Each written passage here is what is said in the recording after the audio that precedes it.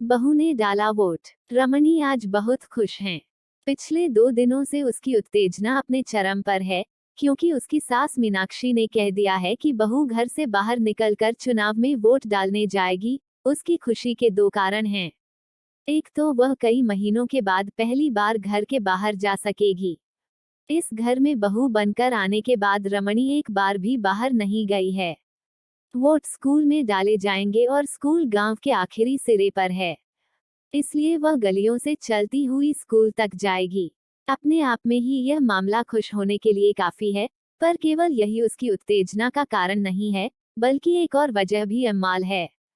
वैसे तो मोटे तौर पर उसकी सास मीनाक्षी भली औरत थी, पड़ोसियों से झगड़ा नहीं करती थी और दूसरों की बुराई करने में अपना समय नहीं खराब करती थी। वह पूरी तरह संतुलित बात करती, दूसरे के शब्दों को गौर से सुनती और नपी तुली बात करती। अधिकतर दूसरी महिलाएं उसके बारे में यही सोचती थी कि यह कैसी औरत है। क्या एक औरत को अपने पड़ोसियों से बात करने में थोड़ा समय नहीं खर्च करना चाहिए? क्या किसी औरत को थोड़ी गप्पाबाजी नहीं करनी चाहिए? दूसरी औरतें मीनाक्षी के गैर औरताना तौर तरीकों को पसंद नहीं करती थीं। मीनाक्षी चाहती थी कि उसकी बहू भी उसी के जैसी हो। वह बहू को इसी हिसाब से आदेश देती। यदि भूले भटके कभी कोई आकर रमणी से बातें करने लगता तो मीनाक्षी उन पर चिल्ला पड़ती, तुम लोग क्या गप्पे उड़ा रही हो? मेरी आवाज सुनी कि नहीं?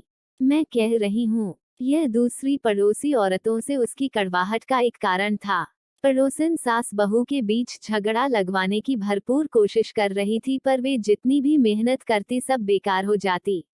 भला ऐसा कैसे होता? रमणी कभी सास के खिलाफ मुंह नहीं खोलती और न दिल को लगने वाली कोई बात अपने होठों पर आने देती थी।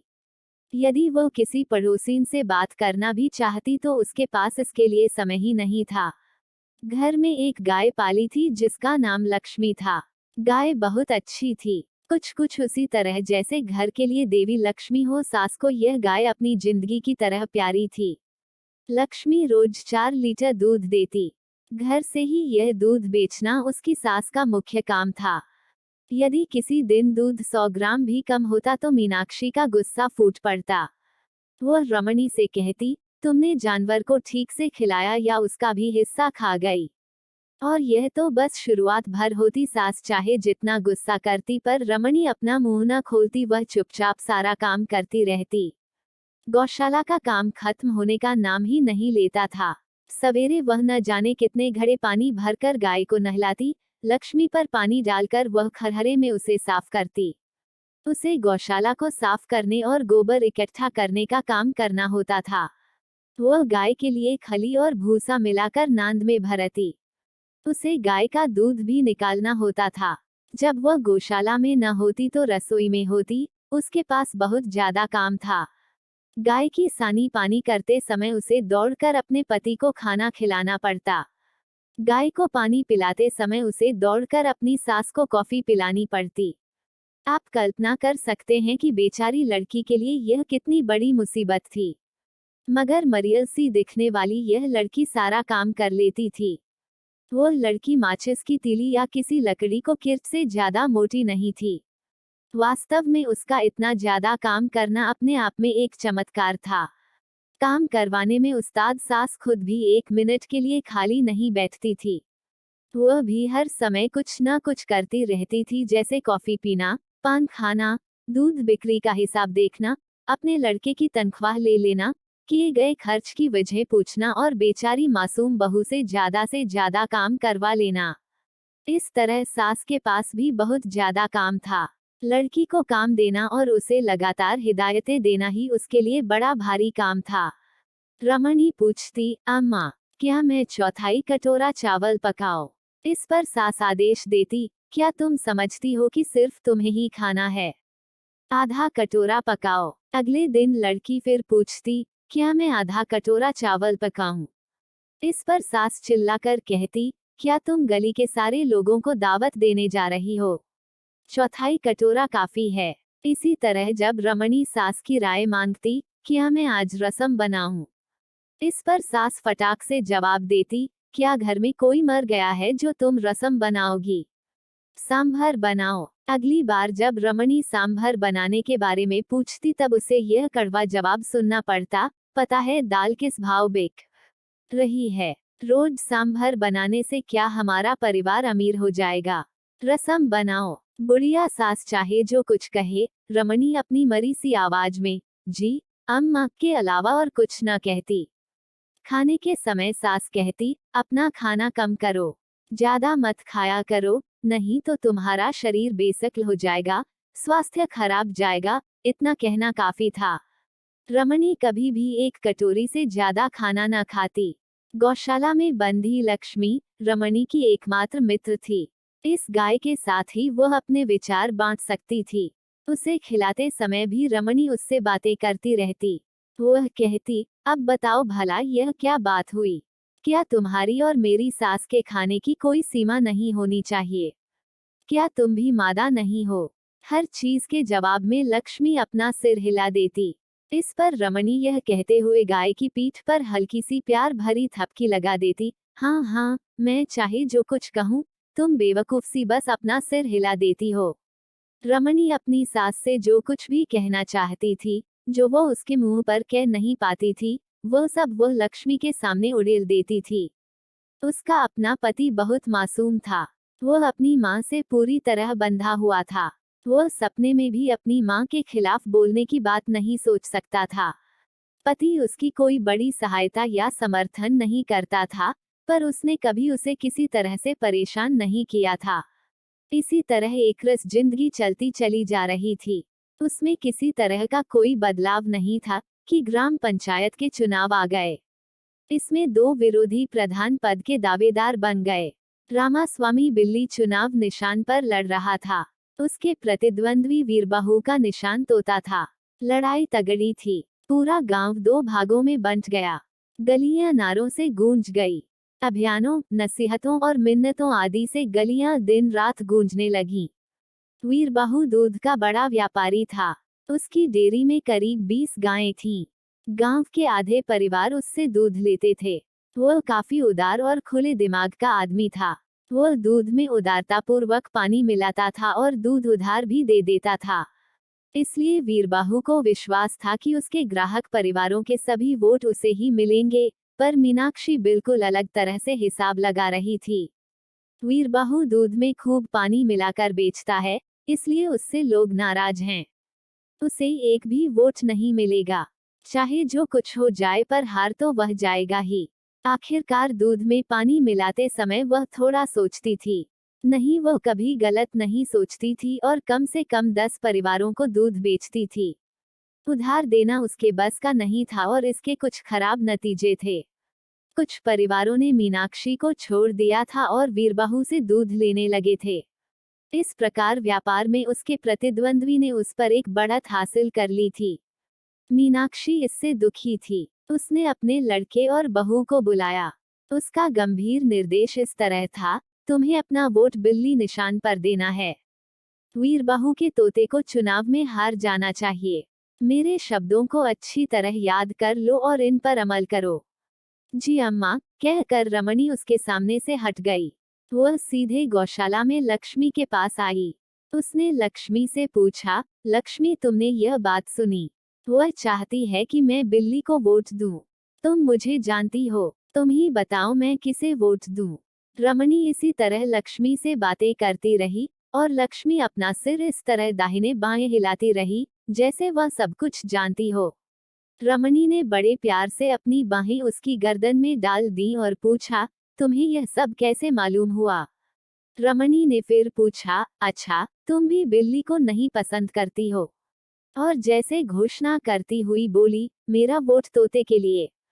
थोड़ी देर वह और लक्ष्मी के पास रही और पूरे समय चुनाव की बात करती रही। इसके बाद वह रसोई में चली गई। गौशाला छोड़ते समय भी उसने लक्ष्मी को चेतावनी देते हुए कहा, लक्ष्मी किसी और से न कहना कि मैं तोते को वोट देने जा रही हूँ। लक्ष्मी अम्माल अपने दूध व्यापार के साथ राजनीति कर लेती थी। दूध बेचने के साथ वह बिल्ली चुनाव निशान का प्रचार भी करती रहती। वह उन लोगों को भी नहीं छोड़ती थी जो गली में अपने काम से निकलते थे। इस पर रमणी को अपनी हंसी रोकना मुश्किल होता, पर वह बुढ़िया सास द्वारा किए जाने वाले बेहुदा प्रचार पर जोर से हंस भी नहीं सकती थी।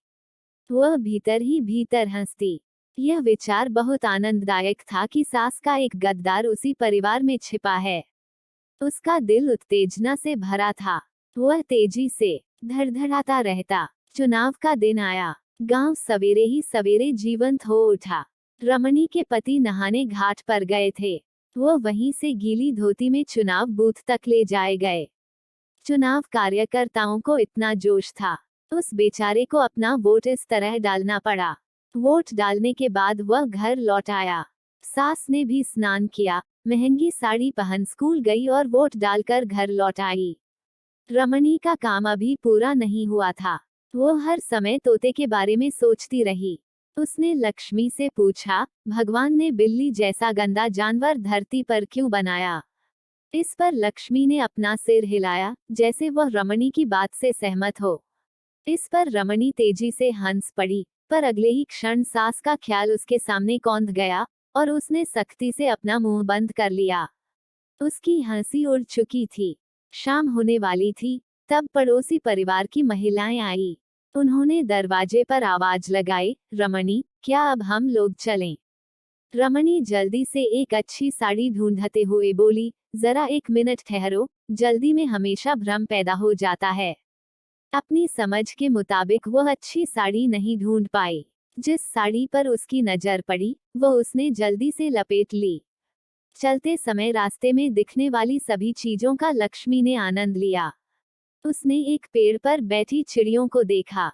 चिड़ियां चहचहा रही थीं और इधर उधर उड़ रही थीं। उसके बाद वे फिर डाल पर लौट आती थीं। रमणी खुश चिड़ियों को देखकर खुद भी खुश हो रही थी। उसने जैसे चिड़ियों से कहा, प्यारी चिड़ियों, निश्चित रूप से मेरा वोट तुम्हारे लिए। आखिरकार वह स्कूल पहुंच गई। उसने वहां देखा कि औरतों की लंबी लाइन लगी है। आदमियों की लाइन भी लंबी थी। वह महिलाओं की लाइन के आखिर में खड़ी हो गई। स्कूल में काफी पेड़ लगे थे, इसलिए उसे धूप नहीं लग रही थी। चुनाव स्थल के भीतर कुछ लोग काम कर रहे थे। एक ने उससे नाम पूछा और दूसरे ने उसकी उंगली पर निशान लगाने वाली स्याही से एक निशान लगा दिया। एक और आदमी ने उसे मतपत्र दिया। रमणी को अजनबी लोगों, खासकर आदमियों से बात करने में बेचैनी महसूस हो रही थी। अब वो घबरा गई थी। मतपत्र हाथ में लेकर वह पर्दे से घिरी जगह के भीतर गई।